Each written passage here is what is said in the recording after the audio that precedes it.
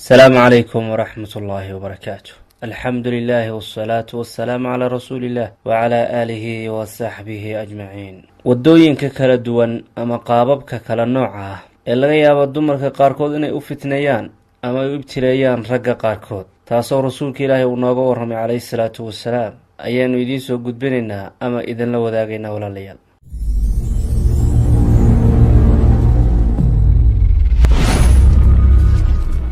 rasuulka Ilaahay waxaa laga wariyay calayhi salaatu wasalaam inuu noo sheegay reer bani Israa'iil oo ka mid ah ummadaha kuwa qisaska iyo dhacdooyinka kala duwan ugu badan. haweenaydan oo ka tirsan bani Israa'iil waxay haweenaydan mid gaaban, maalin maalmaha ka mid waxay soo raacday laba haweenay oo dhaadheer si ay u gaarto dheerarkooda. waxay soo qaadatay kaba dheer oo laga sameeyey geed iyo faraanti dahab ah kaasoo la isku sameeyey. faraantigana waxay ka soo buuxisay miskiga bahalka loo yaqaan, bimacnaa caraf saa'ida.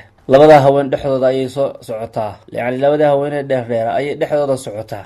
dadku labadanay arkayaan laakiin oo ay yaqaanaan, ayada garan mayaan. labada haweeney dhexdooda socota ayay qacanta sidaa tiraahdaa, sida bimacnaa ragga ay u soo jiidato oo baalis tiraahdo kuwaan yaysa arkin adigaa ku arkeen caraftan iyo kabahan dhaadheer aad qabtid daraaddood.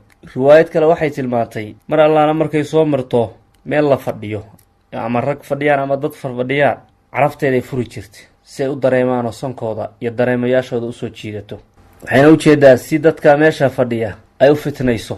tartan waxay kula jirtaa labada haween ee dheerdheer. nabiyullaahi maxamedna wuxuu yidhi calayhi salaatu wasalaam, reer bani israa'iil wuxuu ugu horreeyey ee sabab u noqday in la halaago waxay ahayd haweenay faqiirad ahayd, yacni waxba aan haysan, oo dhar samaynta iyo dahab samaynta iyo shaqada lagu kallifo aad iyo aad weliba awooddeeda wax ka baxsan. waxaana arrintaasi amri jirtay oo ku kallifi jirtay haweenay qani ahayd, bimacnaa tanaad ahayd.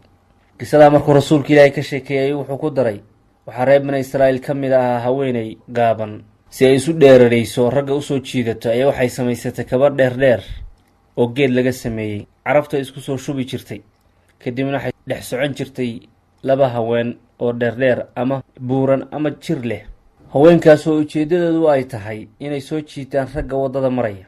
xagga labiska iyo qaab socod ay laafyoonayaan, waana miduu nebi maxamed leeyahy calayhi salaatu wasalaam, fitno reer bani israa'iil lagu halaagay wixii ugu horreeyay waxay ka imaatay waxa weeye xagga dumarka, bimacnaa markay ku fitnoomeen xagga labiska, kheyradin ay ka dhammaatay raggii. qisooyinka noocan wuxuu rasuulka Ilaahay noogu sheegaya calayhi salaatu wasalaam waxa weeye wuxuu la doonayaa bulshada muslimiinta ah inay ficilada noocaana ka digtoonoodaan oo iska ilaaliyaan aafooyinkan. wuxuuna rasuulku sala allahu calayhi wasalam noo iftiiminayaa qofku kor iyo hoos inuu ka nadiif noqdo dhaqamada xunxun iyo akhlaaq xumada, akhlaaqdiisuna wanaajiyo. waayo qofku qiimo kuma lahan ilaa akhlaaqdiisa sarraysa iyo ficilkiisa wanaagsan mooyaane. sidaa darteed baa nebi maxamed wuxuu sheegay calayhi salaatu wasalaam inuusan ilaahay qofka ka fiirin xagga jirka iyo muuqaalka, si aad u labisan tahay iyo qaabkaad u soconaysid, inuusan ilaahay kaa fiirinayn ousan waxba kugu siinayn, laakiin qalbiga iyo camalkaad qabanaysid ayaa janno ku kasbanaysa iyo wanaag, ama cadaab iyo xumaan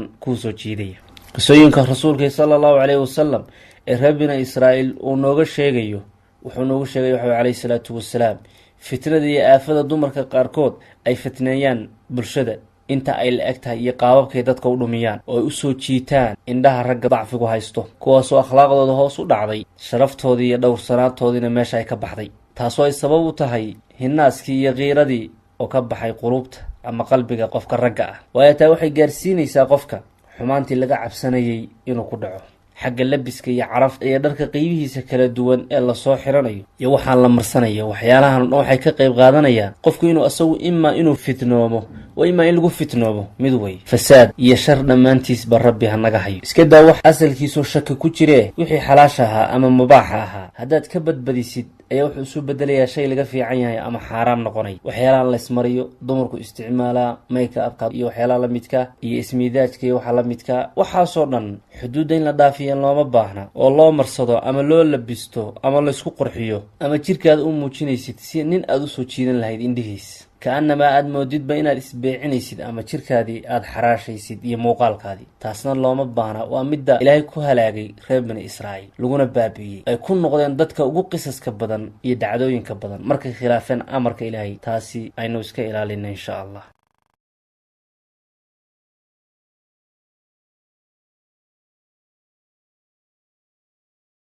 haddaad ka mid tahay dadka si fiican noola socda aad iyo aad baan ugu faraxsannahay la jirkaada. haddii aad tahay markii ugu horraysay inaadna dhegaysanaysid oona daawanaysidna ha hilmaamin inaad channelka ku soo biirtid oo sabskrayb tirahdid si aad u heshid wixii cusub wakhtiga uu soo dhaco kuwii horena aad oola socotid.